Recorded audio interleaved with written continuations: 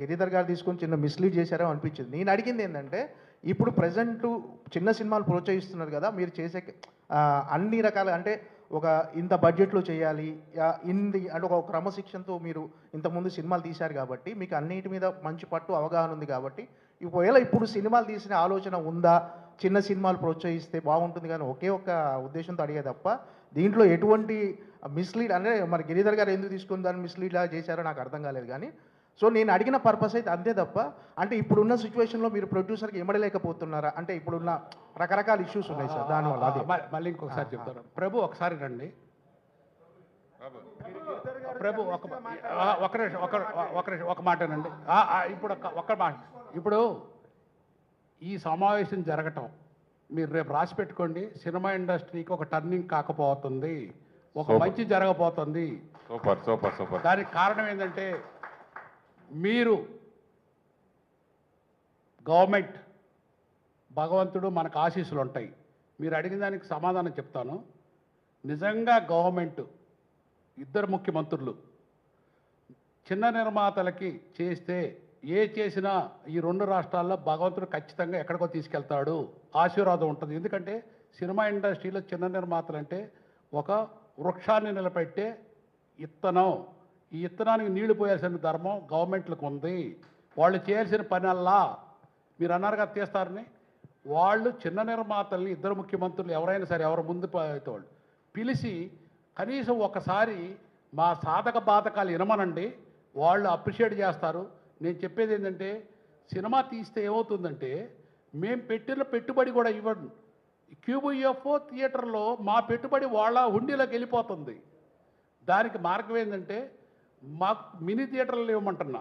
Mini theatre licence వాటి క్యూబీఎఫ్ఓలు వాళ్ళకి ఇస్తే మా చేతుల్లో ఉంటే మంచి సినిమాలు బయటకు వస్తాయి.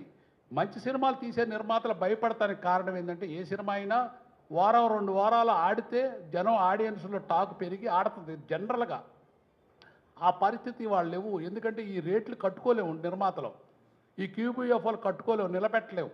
నేను నిలబెడతాను, నా పర్సనల్ కాదు, ఇండస్ట్రీ మొత్తం కూడా ఉన్న పరిస్థితి. ఇద్దరు ముఖ్యమంత్రులు పిలిచి చిన్న నిర్మాతల గురించి 1 గంట మాట్లాడమనండి, వాళ్ళు సాటిస్ఫై అవుతారు. ఈ మన స్టేట్లో ఉన్న తెలుగు రాష్ట్రాల్లో ఉన్న quality producers, quality directors, quality writers ఏ స్టేట్లో లేరు. మంచి ప్రోడక్ట్ తయారవుద్ది. దీన్ని మనం చంపేయొద్దు.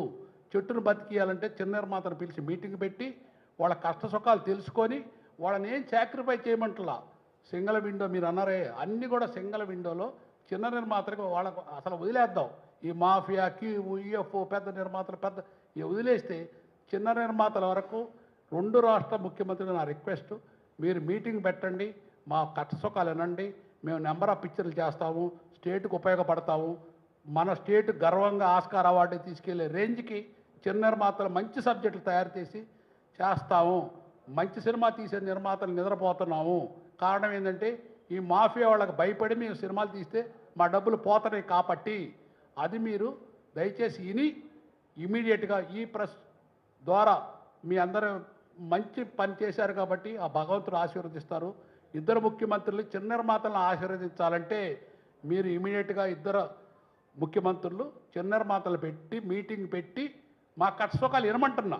అంతవరకు చేస్తారో లేదో అది మీ ఇష్టం. Thank you.